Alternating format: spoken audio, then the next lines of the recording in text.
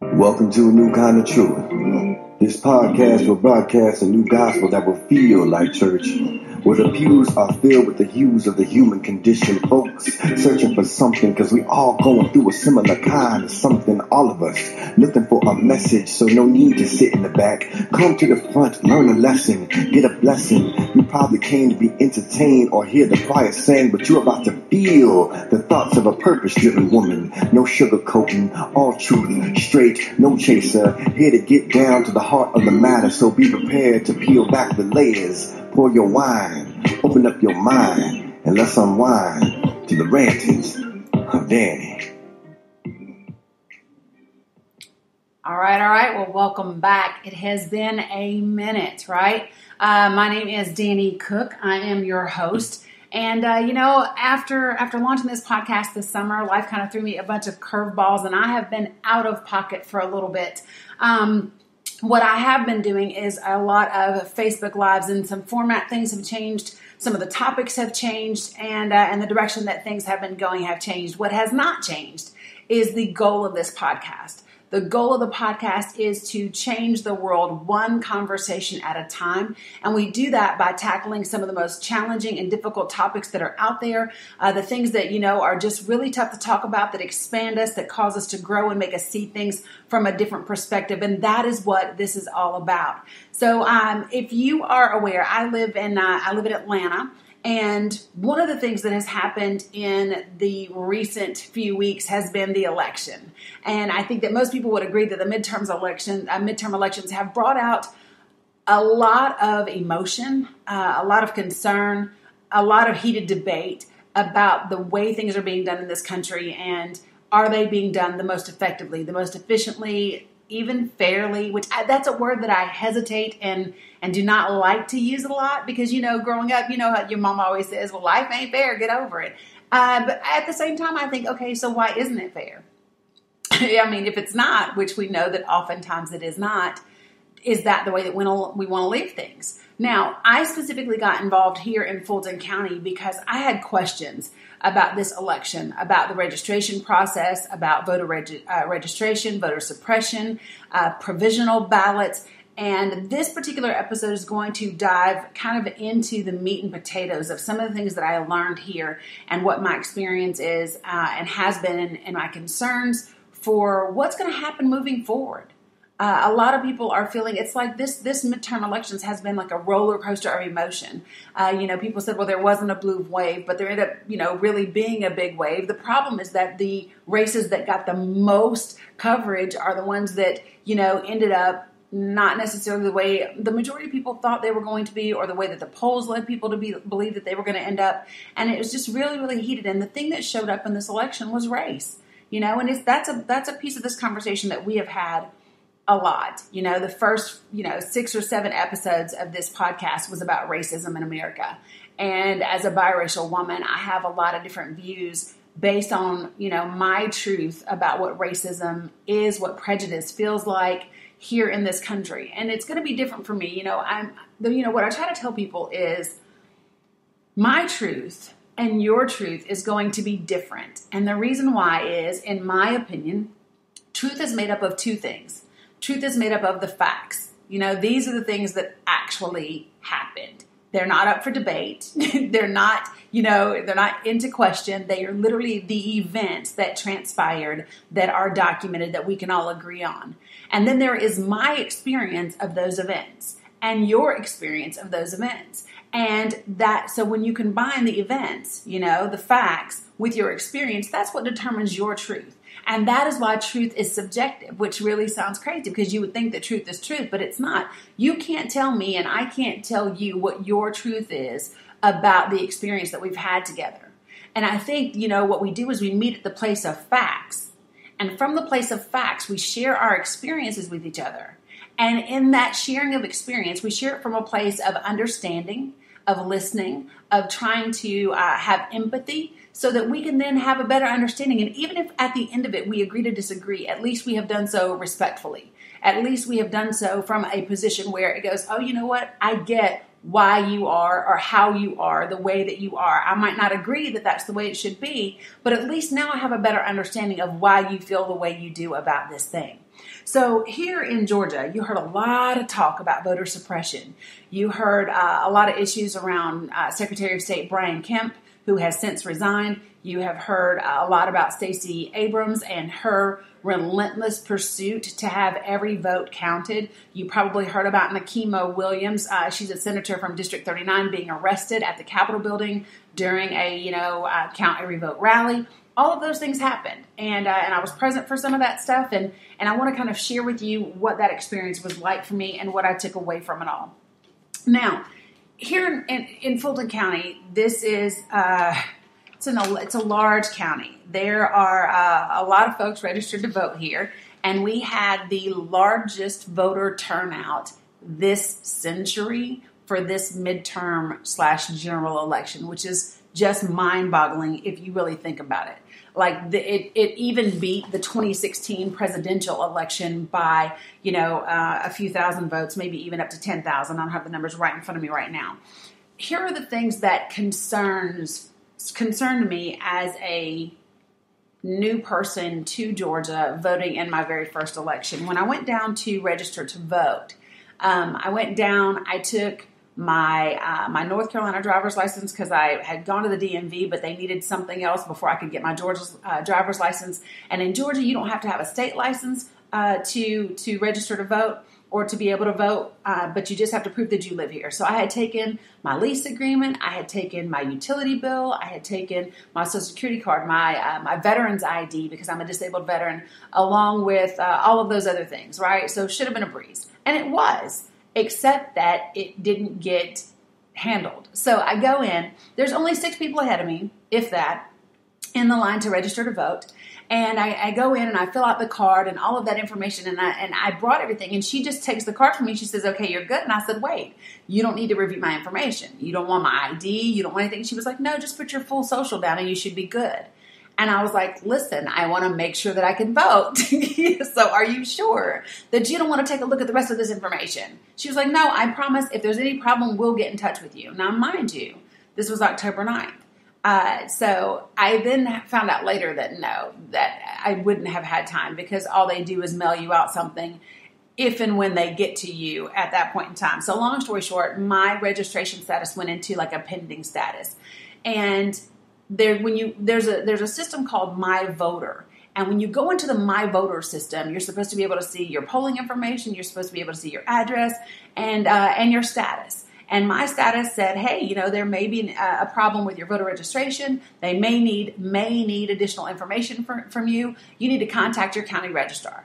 So I attempted to do that. I called 3 times over the course of 2.5 weeks, and every time that I called, I got a recording. And that recording said, hey, if you know who you want to talk to, press 1 for the directory. Well, obviously, I don't know who I want to talk to. I just know I need to talk to somebody. So I stayed on the line, and it kept coming. A recording kept coming on. Just keep holding, all of that kind of stuff. And at the end of 8 minutes, every single time, a recording would come back on, and it would say, we can't complete your call at this time. Call back later. Click, and it would hang up on me. So at 24 minutes. Right, 3 times 8, 24 minutes, I spent on hold trying to get a hold of voter registration. Now, part of this time, I was not here. I actually had gone home to Tennessee because both my granddaughter and my mother had gotten ill, and my mother was actually in the hospital. I was in the hospital with her for diastolic congestive heart failure. So I'm in another state trying to get this done. I'm not here. I can't just pop down. And here's the thing, even if I was here and I could just hop in my car and drive down to voter registration without talking to someone first, I wouldn't know what information they needed from me. You know what I mean? So had I been able to do that, I still don't know that I would have taken the right information. So after all of that, I go down to vote. And when I went to vote, I took all the information that I'd taken the first time, and I also took like my birth certificate. I took everything. Like I literally was like, I'm going to vote. So I go down, and I had no problems voting. But my status still showed as pending. So I wasn't really sure that it was going to count. So so that was on a Tuesday, obviously, the election was. And I went down on that, let me see. when did I go down? There was a board meeting that happened by Fulton County elected officials, and I went down and listened to them talk about all of the votes and this, that, and the other. And I'm going to go back to that in just a second, but just follow me, guys. So when that was all over, I learned a lot of information that was even scarier. But then I went upstairs to voter registration. It was the same girl there. And I said, I need to make sure that my voter registration, is good to go. My vote is going to count and all of that. And she remembered who I was. Here's the thing. She said, can I see your ID? I gave it to her. She took my ID, went over to a computer, clicked a couple of strokes, came back and said, you're good to go. And I was like, I'm sorry, what? And she was like, you're good to go. And I was like, so wait a minute. So I had what you needed at the time that I registered to vote, but you didn't take the 30 seconds when I was here previously to simply take my ID, make a copy of it so that it would be good to go in the system.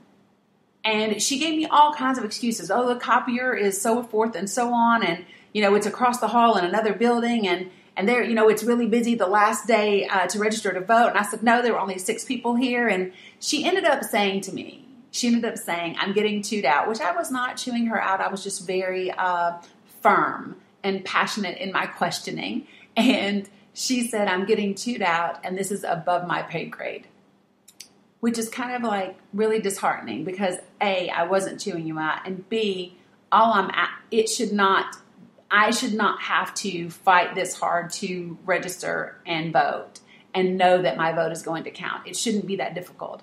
I shouldn't have to call you 3 times. I shouldn't have to go down to voter registration twice. Those are just things that should not be the case. Now, having said all of that, that's one issue, right? When you talk about the other issues, you talk about voter registrations that were either purged, like hundreds of thousands of them purged. You talk about 53,000 voter registrations that were suspended in the short period of time leading up to registration. Up to midterm elections. Those registrations ended up saying, hey, you can't vote if you bring such and such and such. The question is how do these people get notified? People don't get notified when they're purged. They don't get notified when they go into an inactive status. They don't get notified of a lot of these other things, and it's a problem with the system. Here's what really gets me about Georgia. Georgia is operating with voter registration machines that are about 18 years old. They are running on Microsoft 2000, which makes them susceptible to hacking, fraud, makes them susceptible to a lot of things, and it limits the number of machines available to be used on election day. And that's incredibly important because we're entering a season where more and more people are coming out to vote. People are getting passionate. People are getting excited about voting. And literally Brian Kemp was caught on tape, on audio tape, saying that it was going to be a problem if everybody who registered to vote actually voted. And he was right for a number of reasons.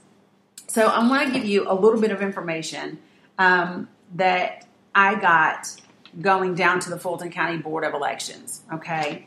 There were 700 machines. You may have heard this talk about 700 voting machines that were found wrapped in plastic and sitting in a warehouse. These machines weren't accidentally left there. These machines were actually sequestered because of another court case concerning voter tampering and voter fraud. So these machines had been sequestered last summer. And what had happened is they would go to a status update. And what did not happen this time was there was no consensus. There was no agreement from the plaintiff in this case and the defendant in this case to be able to say, hey, we're willing to release a certain number of these to get through this election. It was a nope, we're not going to release any of them. So my question to the director of Fulton County Elections, his name is Rick Barron, my question was, well, what if any attempts were made to get replacement machines for these 700? And here's what he told me. He told me that they did attempt to get machines, but because these machines are so out of date and they are not manufactured anymore, it can be very difficult to do so. So they were only able to get 20 machines. 700 are in a warehouse, but they got 20. They got 20. Now, here's what's crazy. They still didn't even put out every machine that they had. They held back 145 machines. We had a total of 1,711 machines available for this election. That's how many were utilized. We had 145 that were kept back just in case we needed them in other areas. The other issues that happened during this election is there's a spreadsheet that they use.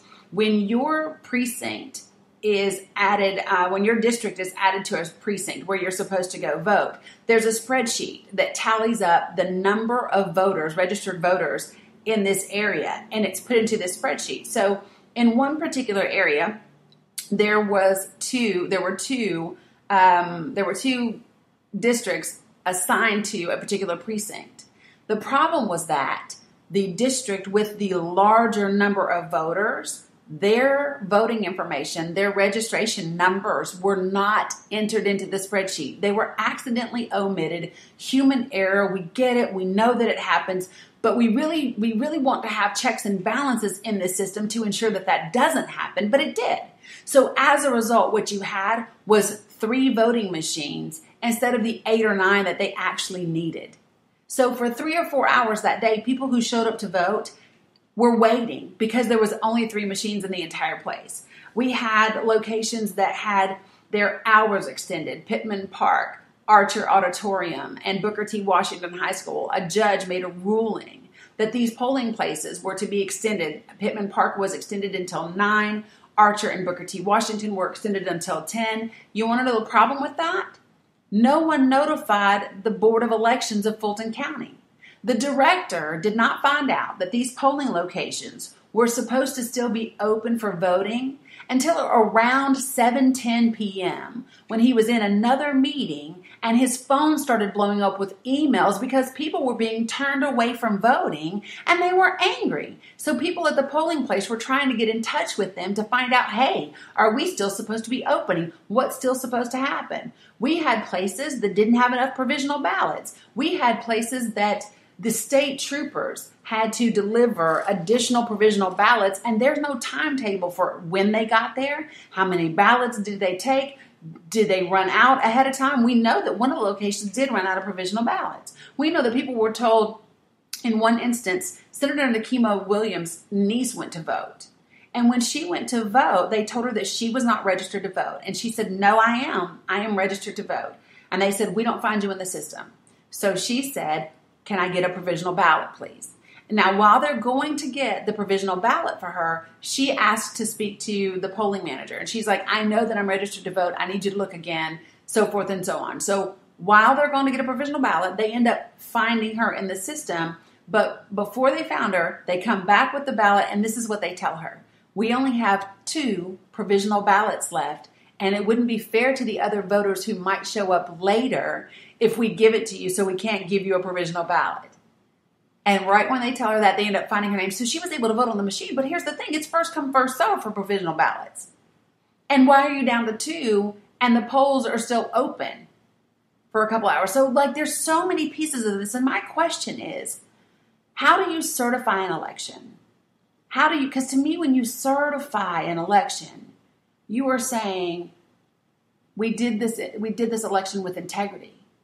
That every American citizen who has the right and is eligible to vote, voted, and their vote was counted. And we did everything in our power to make sure that everybody was able to make that happen. Now, I'm not blaming this on Rick Barron because from my understanding, the conversations that I've had with him, as well as with staff and other people in the community, he has been asking for new machines and more help to make these things run more smoothly. But what happened is you ended up with almost 5,000 votes that had not been counted 2 days after the election, just still in a difficult scenario trying to make things happen. And that's disturbing. That's absolutely 100% disturbing. And if it's not disturbing to you, then you might need to think about some things. Here's what we had. We had 421,929 ballots were cast so far. Okay? We had 180,086 that were done on election day. 224,998 early votes were cast. So we had more people who voted early in Fulton County than we actually did on election day. And so part of that makes me go, well, is it because of the long lines? Is it because there wasn't enough machines? Did we just do a really good job of getting people out early to vote? Like what? And here's my other piece of this.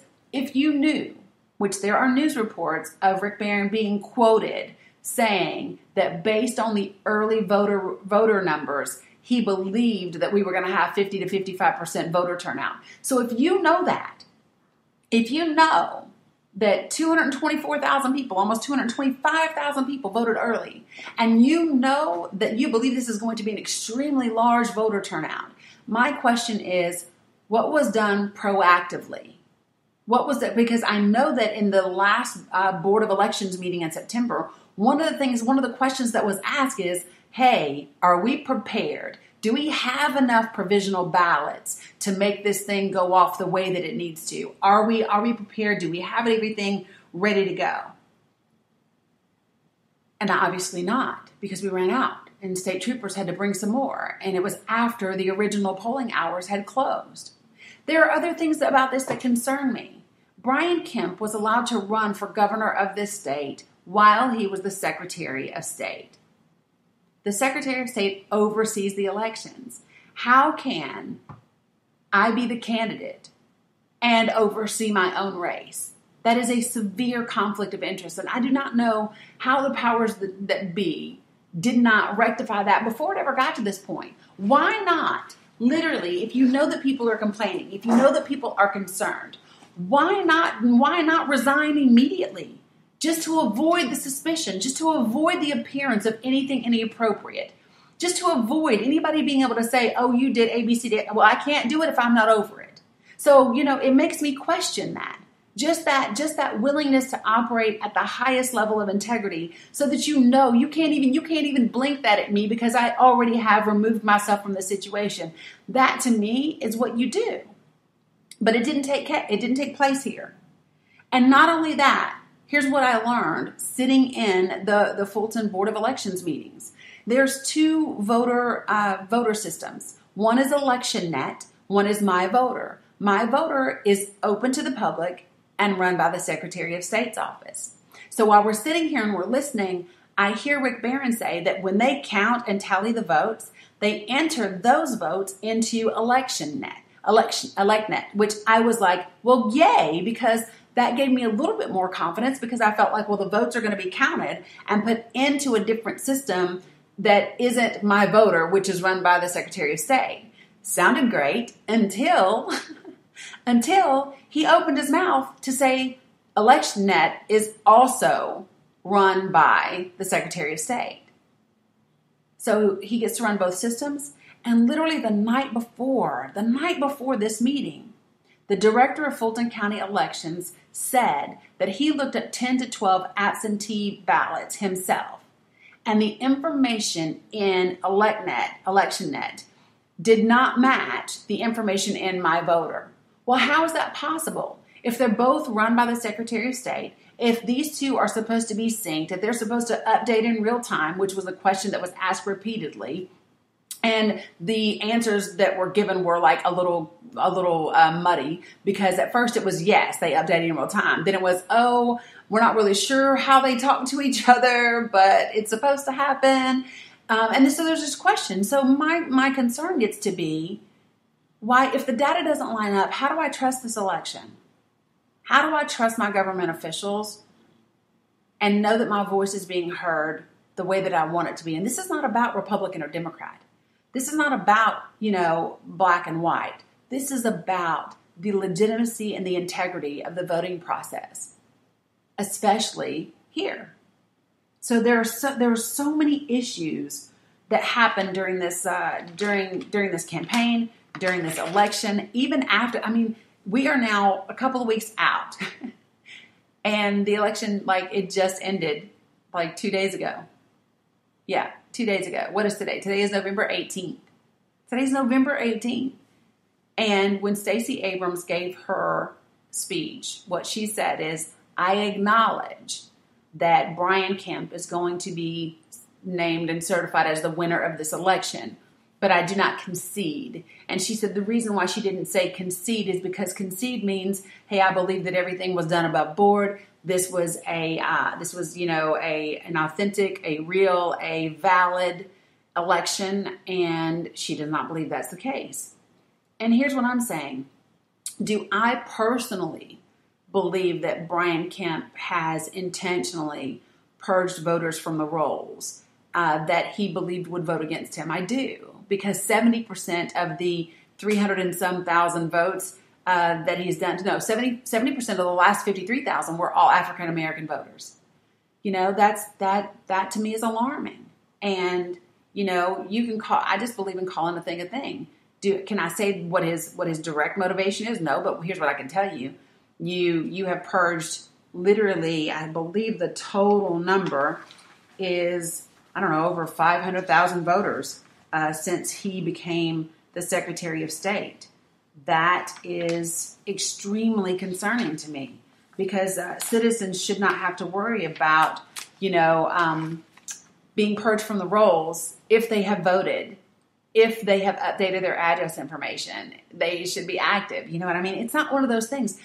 Like, quite honestly, there's so many other things in life on a day-to-day basis that we're trying to deal with. People are trying to figure out how to eat and buy medication. People are trying to figure out, how to pay for medical bills, how to have treatment, how to pay off student loans, how to go to college, how to take care of your kids, how to afford childcare.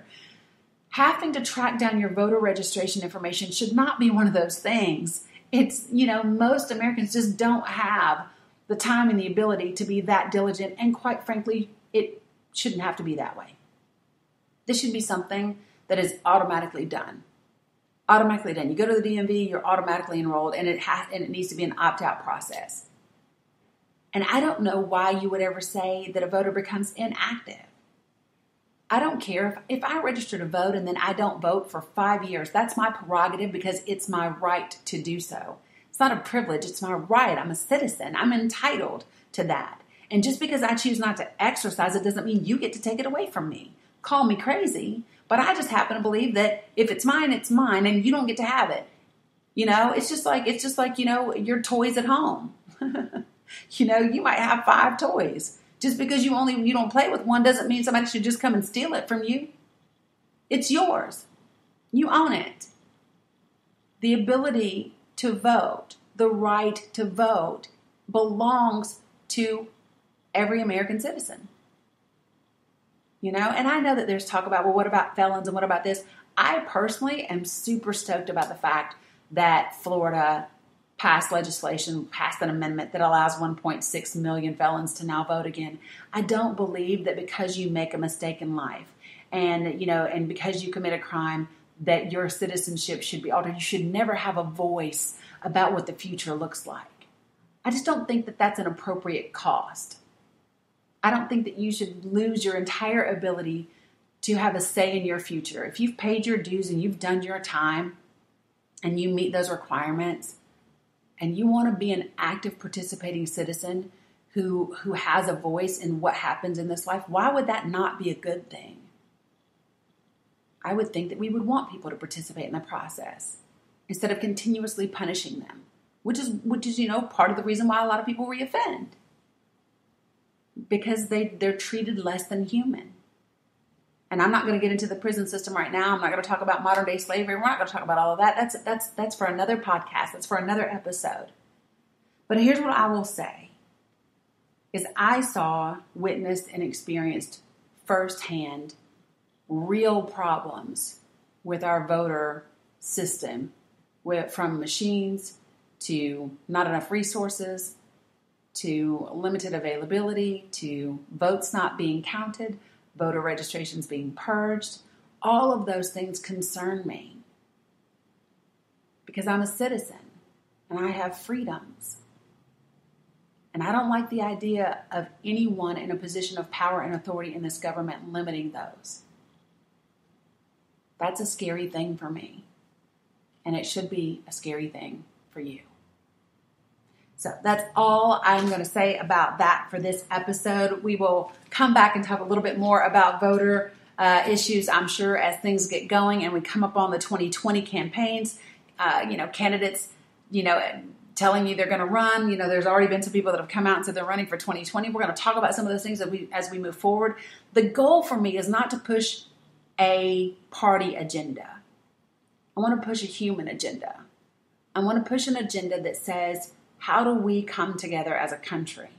I was having an exchange with someone on Facebook the other day. If you do not follow me on Facebook, I do Facebook Lives every Monday through Thursday called the Danny Effect, and they are at 9 p.m. Eastern Standard Time, so be sure to follow and tune into those. But I was having an exchange with someone just in the past week or so, and she said to me, well, we're all different. Isn't it our differences that make us great? And I said, no, it's not our differences that make us great. It's our ability to accept and respect those differences that make us great. And as a country, we haven't really been that good at that. I don't have to agree. I don't have to like. I don't have to adopt your differences as my own. I just want to be able to accept them and respect them, because that's the freedom of being an American citizen. And as long as your choices to exercise your rights don't infringe upon mine, then that's perfectly okay. And I don't have to like it, and I don't have to agree, but it just is what it is. Does that make sense? So hopefully we can start to have these dialogues and these conversations that extend across party lines and racial lines and socioeconomic lines, because we're at a turning point in this country that if we do not get it together, I don't know what we're going to do. And I want to leave a better world for my children and my grandchildren than what we have currently happening in this country. If you are in the state of Georgia, we are about to have your election for the Secretary of State. If you didn't learn anything else from this election and from this podcast, hopefully you learned just how important who your Secretary of State is and what they do when it comes to voter registration and voter suppression. So make sure that between now and November 26th, which is when early voting opens, you get your voter registration solidified so that you know that you're good to go and your voice and your vote is going to count.